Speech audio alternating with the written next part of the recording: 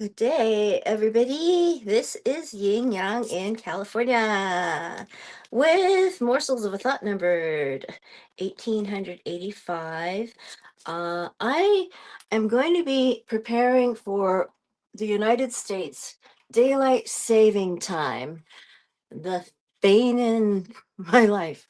I want not to have it, but the government hasn't abolished it yet. Daylight saving. So what will happen is next weekend, on Sunday next weekend, I will be showing up an hour earlier than before. So when you go and time yourself and you're in another country, please put it an hour earlier starting next Sunday. All right. Our clocks will be different again, and we will be dealing with uh, biological differences in our own health because of the change in wake up time and more accidents on the roads in the morning because people are groggy from lack of sleep because their bodies aren't used to sleeping an hour earlier yet and they have to wake up an hour earlier. In Chinese, we call this 长串. 长串 means when a person is talking in one thread a long time. Morsels of a thought of wisdom. We've got wisdom from Larry J. Namer. He is an author of the book Off Script Recipes for Success. It says it here.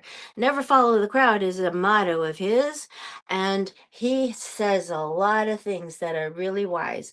Now we're coming to the end of what he's talking about.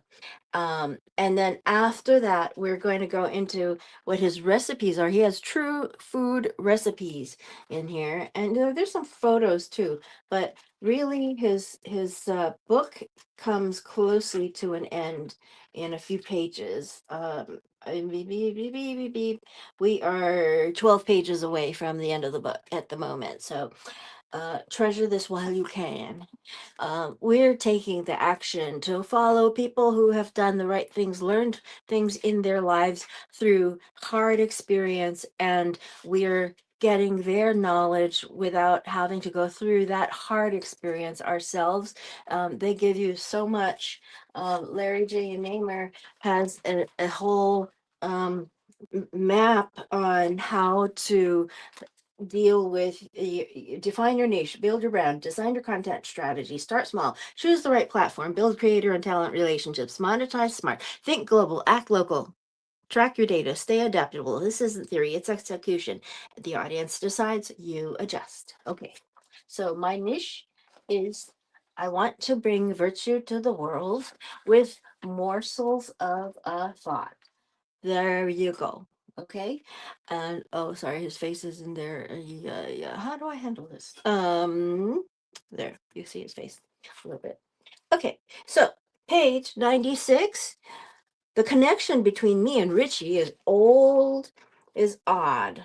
Is old, is odd. It's now it's old, but I read the word odd.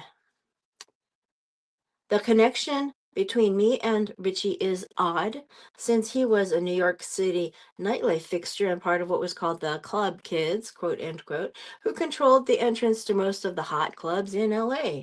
I always looked too straight and never would go in. Well, Richie wasn't the one at the door turning me away. I still give him shit about it. The club kids were well known for a while, but they came to an abrupt, unexpected end when one of its most visible members was involved in a murder. Regardless of the fact that I'm straight, I'm a firm believer that anyone has the right to find their own happiness and path in life as long as they are not hurting anyone, anything, or the planet. We should not get in the way of their search for happiness. That goes for more than one's sexuality. I have even come to terms with and become accepting of vegans.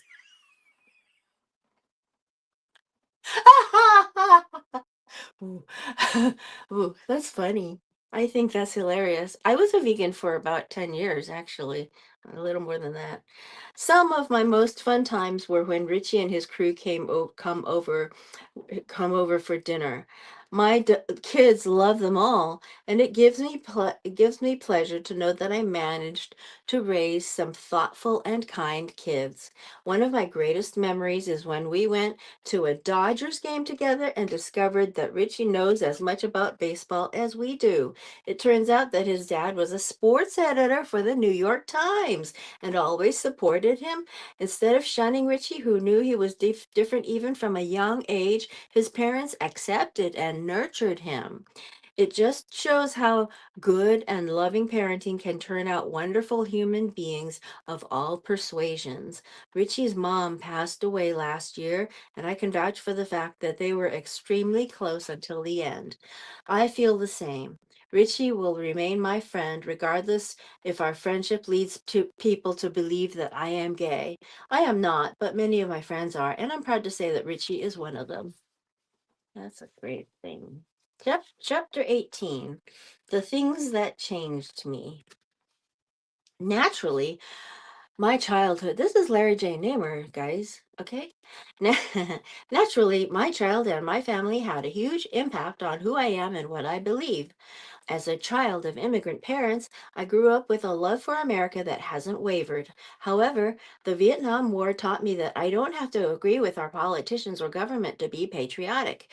After losing people I cared about in that war and having heartfelt discussions with other people who were personally impacted by the loss of their loved ones, I realized that I can be patriotic and still have my own opinion, even if it isn't a popular one. Even more, we can still be friends despite our differences.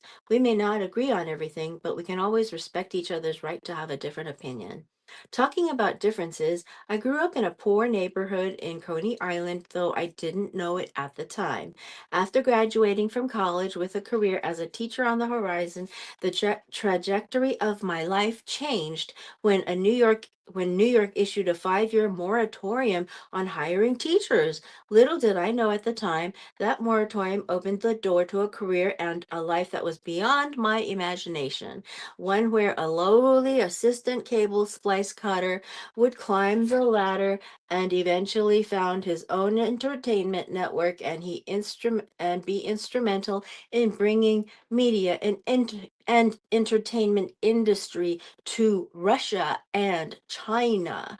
Imagine what it was like for me, the child of lower class immigrants who was working in the underground bowels of the Big Apple, to find himself swimming in a piano shaped pool in a lavish mansion in LA. Talk about a life changing and eye opening move. Never in my wildest dreams did I imagine that I would wine and dine with Hollywood elites and celebrities. It was E was such a huge success, and Ellen and I were lauded as geniuses. Publicly, sorry, Publicity was everywhere. Let me tell you, it was really easy to get caught up in all the laudatory bullshit that comes with stardom. Laudatory means praiseful, full of praise. Then I got involved in what I thought would be even bigger than E. In my eyes, it was a sure thing. At the time, the internet was taking off and domain names were going for big bucks. We partnered with a guy who owned several major domain names, including television.com, capitals. We were offered big money for it, but turned it down and launched it ourselves. However, the technology wasn't ready to support what we wanted to do, and then the internet economy crashed. We lost our butts on that one. But I learned something that has benefited me from that day forward. I learned that I need to reassess all the things I'm planning every night and pay attention to the environments we operate in. That's part of what he just does in his map. And I discovered that the ideas I had in the morning were usually not so good that night. It was a life lesson that I'll never forget, and one that I hope can save others from jumping too fast without doing their homework. There is nothing wrong with admitting you are not so smart that you can't sometimes be wrong. Everything you come up with is not always golden. Be honest with yourself and put your ego aside. Then, when a great idea comes, you'll be better prepared and know if you really should act on it or put it on back burner, at least for now. There are so many things and people who have changed my life. Learning about different cultures and living in different countries is at the top of the list. Surprisingly, my childhood and upbringing prepared me for that. Growing up in a mixed, diverse neighborhood helped to shape my feelings toward learning other cultures and become comfortable in other countries. My parents taught me to have respect when visiting someone else's home. My mother would always say, if you don't like their rules, then you should go elsewhere. That stuck with me throughout my life, and it had a big impact on how I managed to navigate Russia and China. After all, I was an American, but I was in their house and had to respect their rules. Because of this, I was able to form lasting relationships with many of the people I met during my international endeavors. And I likely kept my butt out of trouble during the reign of the Soviet Union and my encounter with the turf bosses, quote unquote. While I can laugh about that experience now, there are some experiences that were so serious and life-changing that they have forever left a mark on my heart.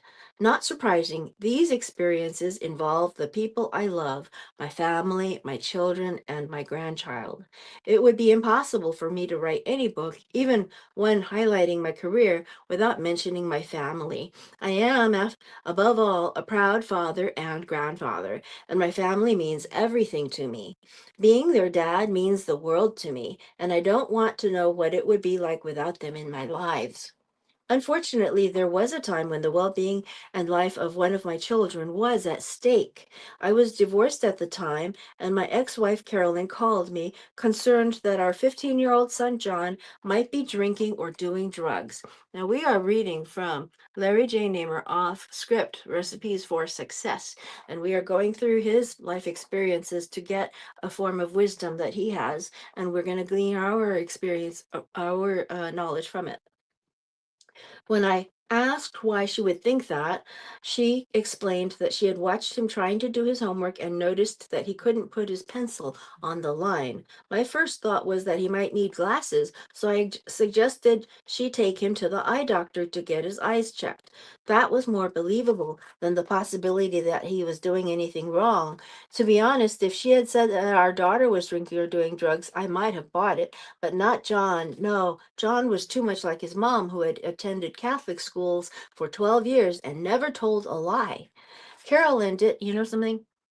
Yin Yang says here, Yin Yang's mother, Marlene Yang Wu, never told a lie. And she never, I'm sorry, she never said a swear word. She told lies, but she never said a swear word in her whole life. She lived to be 83. Never a swear word in her life. Interestingly. Other people would be talking like sailors all around her, but she would just be calm and never speak a swear word. Isn't it interesting? The part about never told a lie, I can't compare her to that. She lied a little bit, the white lies and stuff. Anyway, Carolyn did take him to the eye doctor, and John did need glasses. We thought that was the end of that, but she called me a week later and said the glasses hadn't taken care of the problem, so she was taking John back to the eye doctor. This time they said he had a muscle disorder in his eye and needed minor surgery to fix it. Carolyn trusted her instincts and didn't blindly accept this diagnosis, and she demanded they schedule John for further testing. The eye doctor objected, saying he knew what he was doing and she shouldn't put John through all of that for no reason. She insisted, not taking no for an answer, and he acquiesced. Then I got a call no parent wants to get. Carolyn was right. There was much more wrong than an eye problem or a muscle disorder. John had cancer. Specifically, he had a rare brain tumor that typically is only seen in boys going through puberty. We had to see a brain cancer doctor right away, as it was apparent that he was literally getting worse by the day. His speech had become slurred, and he started repeating himself over and over. We were lucky and got in to see the doctor that afternoon, and he was very honest about what was going on. He came out right out and told us that this was a rare form of cancer, and generally these kids aren't diagnosed until an autopsy is performed. Usually they are mistakenly diagnosed with, you guessed it, a muscle disorder of the eye. The tumor grows over a vital duct in the brain, and the person dies of brain failure before cancer. Being 15, John was aware of his diagnosis. His take on all this was that he needed to be cured quickly so he wouldn't miss lacrosse practice. Naturally, we wanted him to be we wanted him to be treated quickly because we wanted to do everything possible to save his life.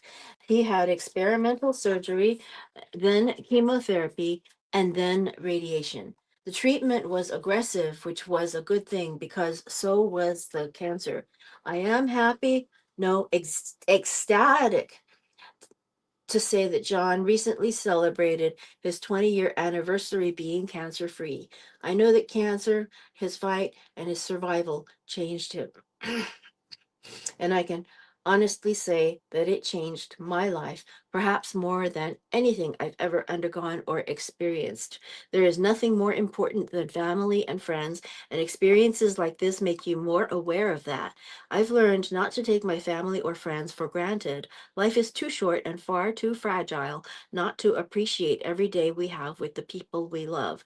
Well, there are so many things from Coney Island to LA to Russia and China and beyond that have changed me. The possibility of losing a child tops the list. With it, though, came a lesson that I will always hold close to my heart.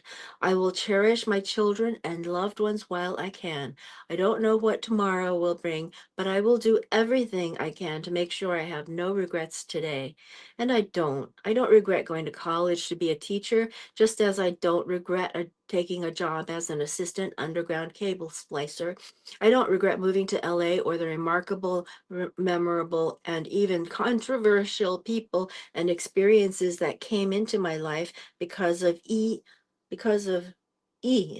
Did I make mistakes? Sure I did, but I don't have any regrets, for every person, every experience, and every undertaking became a part of who I am, and I will always be grateful for that.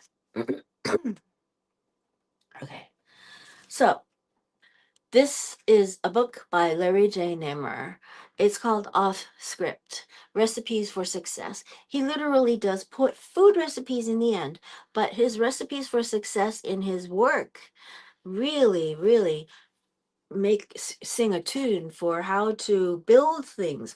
You cannot go to somebody else's house. When in Rome, do as the Romans do. By the way, there's a secret knock coming up. And the secret knock is going to be March 24th through March 26th. And I have some $5,000 tickets ready that will go up when the time comes. So come and call me if you want to. DM me. I have one or two tickets. Okay. The Larry Namer Recipe for Success. This book has, one or two tickets extra. Okay, this book has featured the highlights of my journey, he says. It's not a play by play of my life or career, and it's not meant to be. I never set out to write a tell all book that would divulge all of my relationships or experiences, and I certainly didn't want to use this book as a tabloid to expose anyone else's scandals or secrets. If they want to reveal anything to the world, I'm sure they can and will write their own book. I chose to share the stories in this book because they were influential, even pivotal in my life. They told the story of how a poor kid from Coney Island found himself in the unlikeliest of places, living and working among the stars and the rich and famous in the entertainment capital of the world, Los Angeles. So we're going to be reading the rest of chapter 19, and I believe that's the last chapter, actually. Next week. Yes. Oh, sorry, cat. I put something there. It's not cat free. Cat. cat proof. My house is not cat proof. I do own kittens, not kittens, cats. I call them kittens because anyway. So being who I am, I practice a form of virtue. I try very hard to be aligned with all the religions of the world that have virtue in them.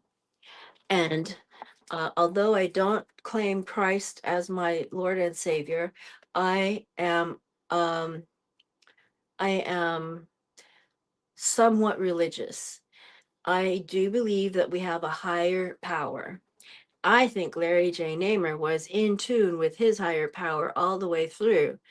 I think that with his wisdom, we could learn and do a lot because just that one key phrase that his mom said, do what they do in their, follow their rules, their house, their rules. If you don't like it there, you go elsewhere.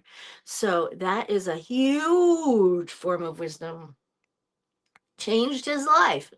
Larry J. I'll show you his face. It's very pretty good looking guy, Anyway, you've probably seen his face elsewhere before too. So anyway, and this was the map, so you can see that. Okay. And my plan is to get morsels of a thought into the world, a collection of morsels of a thought, which add up to complete good thoughts, the kind of thoughts that create wisdom. Actually taking action to follow the right things to do, which means acting upon your wisdom, does create virtue. Virtue comes from acting upon wisdom. Virtue comes from acting upon wisdom. We bring more virtue into the world with morsels of a thought of wisdom. I myself am not that wise, so I'm reading to you what these wise people, I have a lot of books down here that wise people have to say through their life experiences. Now, this gentleman has just said he didn't give you all his tell-all experiences and relationships. He just gave you the highlights, and that's what this book is all for. It's condensed and it's got highlights and it's got food recipes that we're going to see later and pictures. So we're close to the end of his book. You're getting a synopsis of other people's life experiences. And after his book, I will be reading another book, a story about Gavin Newsom. He sent me a book. I just don't know how it got here, but he sent it to me himself. And it's called Young Man in a Hurry, a memoir of discovery. Now, you may or may not agree with me or anybody else politically, but this is a book I plan to read on Wednesdays. That book I plan to read on Wednesdays. I'm going to bring um, George J. Chanos's wisdom back to the weekend. And what did I do yesterday? Oh yeah. And we're gonna complete the brain studies Thursdays and Thursdays and Fridays. So we will have several days of the rules. We will have brain rescue and nutrition for optimal brain function and repair. Those are going to take up 2 days. And then we will have Gavin Newsom for 1 day, and then we will have the uh, prosperity approach, which is the simple formula to ultimate prosperity on Monday. And we can have more virtue in our world because I'm reading to you what I hope will inspire you to have a great day using wisdom to do the right thing, whether it's taking care of radical self care, or whether it's to entertain somebody or inspire somebody else. I hope that you are inspired by my show. Talk to you later. Old Kinderhook.